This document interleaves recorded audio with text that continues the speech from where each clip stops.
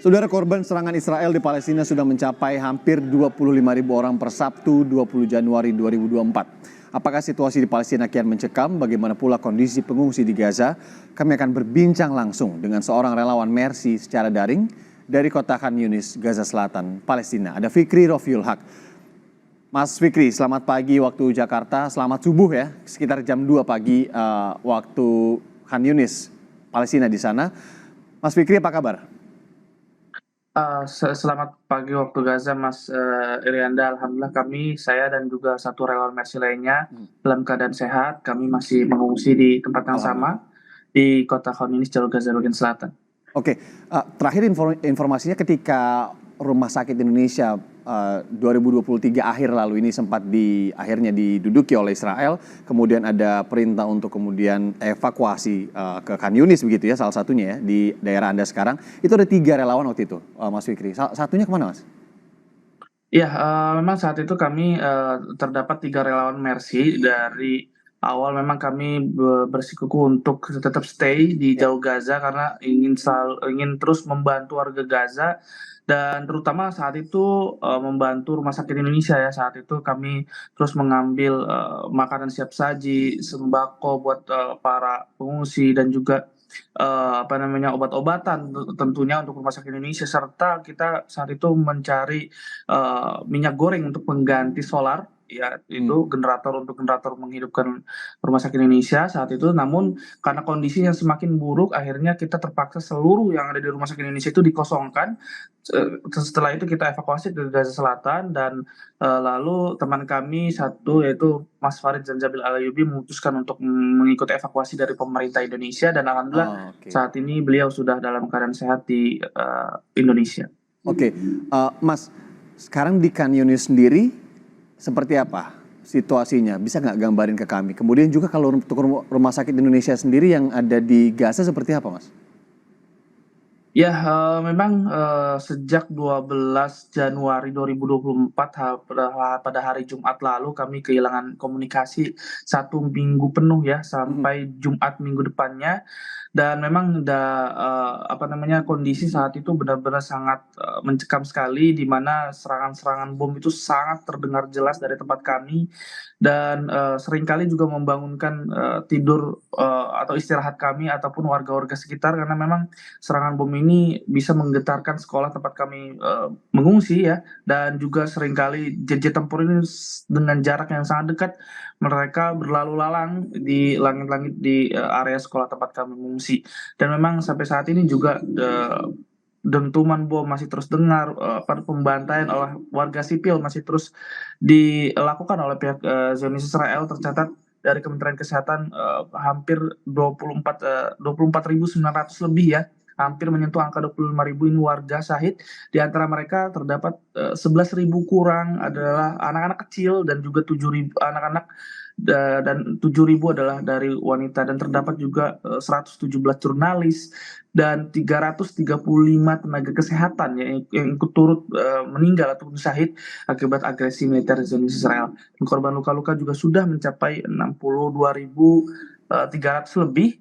Mayoritas mereka atau 70% mereka adalah anak-anak dan perempuan. Dan memang Hmm. saat ini situasi di Rumah Sakit Indonesia ini, Rumah Sakit Indonesia masih belum bisa beroperasi karena memang setelah kami mengikut evakuasi ya, pada keesokan harinya pihak Israel ini menggempur habis-habisan Rumah Sakit Indonesia. Mereka menghancurkan generator, alat-alat medis di rumah sakit, bahkan gerbang ataupun gerbang utama ataupun pintu utama UGD rumah sakit dihancurkan. Bahkan Wisma Indonesia atau Wisma Dr. Jose Rizal ya, yang masih satu lingkungan dengan Rumah Sakit Indonesia, juga mengalami kerusakan yang begitu dahsyat karena akibat penyergapan Israel terhadap Rumah Sakit Indonesia saat Ya, itu. ya, Mas Fik, bukannya rumah sakit itu tidak boleh ya untuk dilakukan hal semacam itu, apalagi dalam misalkan dalam perang saja yang sudah disetujui akan perang begitu tidak boleh.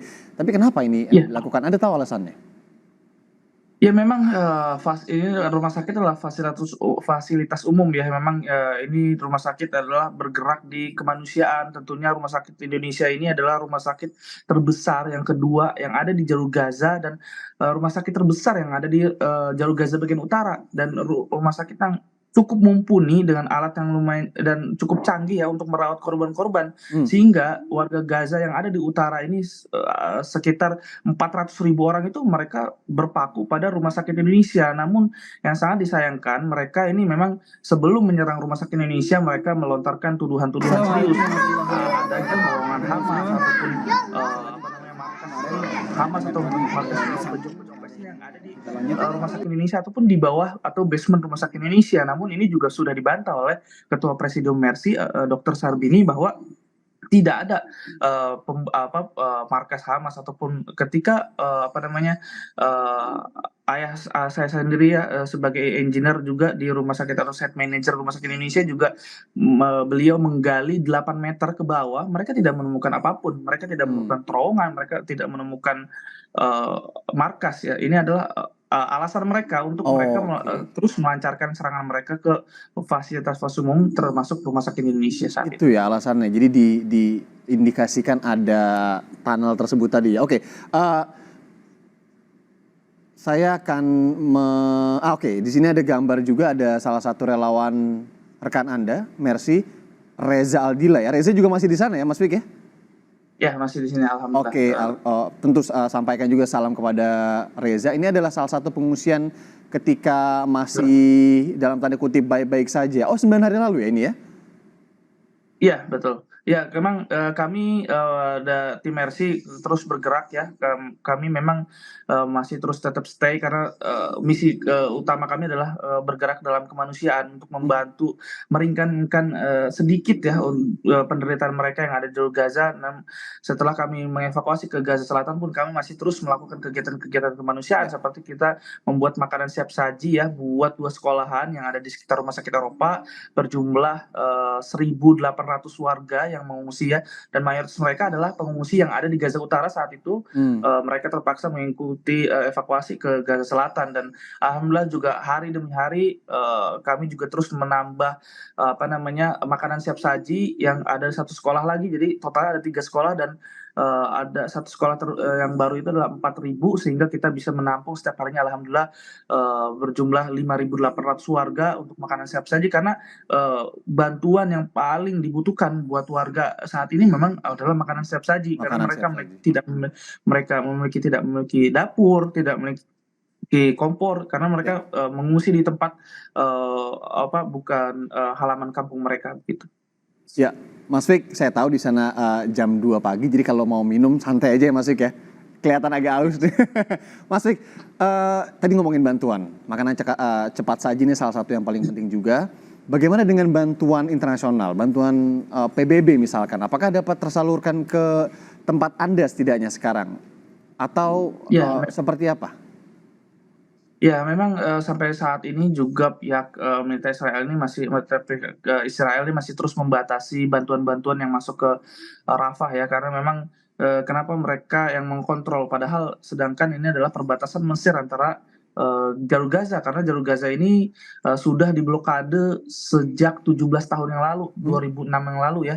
Jadi semua yang masuk, semua apapun yang ada di jalur Gaza ini pihak militer Israel mengkontrol. Mereka terus membatasi aliran listrik, mereka terus membatasi koneksi, membatasi air bersih, memutus juga bahan bakar ya yang ada di jalur Gaza, sehingga banyak saat ini tidak tersedia solar yang ada di Gaza. Banyak kendaraan-kendaraan sudah memakai gas ataupun minyak goreng untuk bahan bakar mereka, sehingga sampai saat ini jalur Gaza yang saya pantau dari tempat kami berada dan dari media lokal bahwa setidaknya kurang dari 100 truk setiap harinya masuk ke jalur Gaza, dan sebenarnya ini masih jauh dari kata kurang, karena di Gaza ini sangat banyak krisis air bersih, krisis pangan ya, yang untuk memenuhi krisis ini memerlukan 1.000 truk ya, kata PBB sendiri memerlukan 1.000 truk untuk masuk ke jalur Gaza, sedangkan yang hanya masuk adalah 100 truk saja, sehingga memang beberapa bantuan bisa disalurkan, namun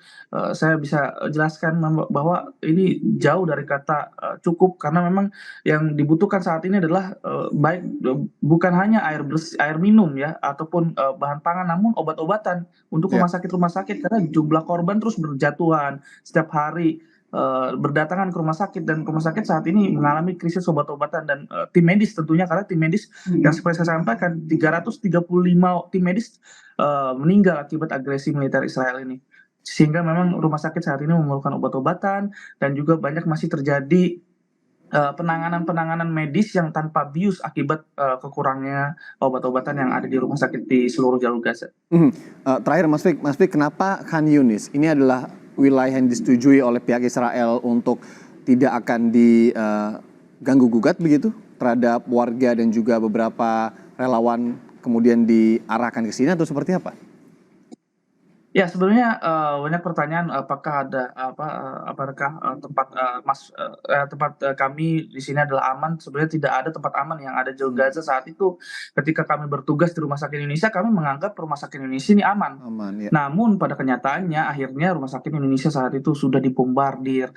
Bahkan saat kami masih berada di sana pun, tank baja yang sudah mengelilingi Rumah Sakit Indonesia yang berjarak hanya 50 meter saja pun beberapa kali menyerang bangunan Rumah Sakit Indonesia itu sendiri.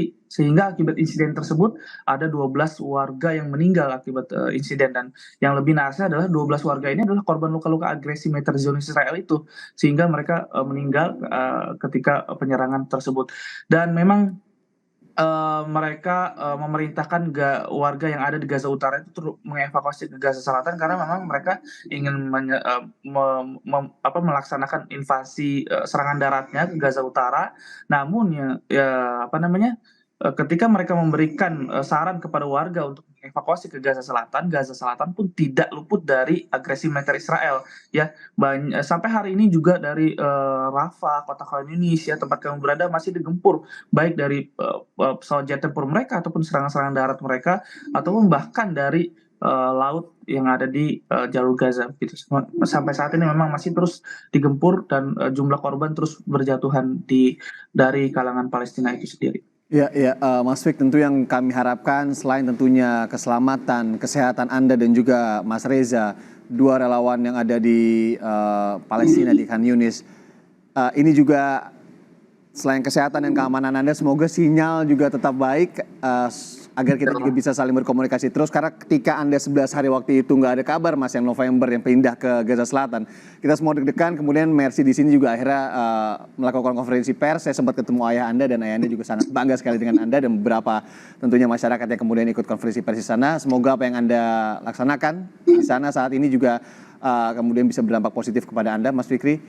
Tentu harapan kami dapat bertemu Anda secara langsung di Indonesia nantinya. Sehat-sehat. Assalamualaikum Mas Fik. Sampai ketemu lagi, kita ngobrol lagi di lain waktu. Terima kasih. Insyaallah. Sama-sama, Mas.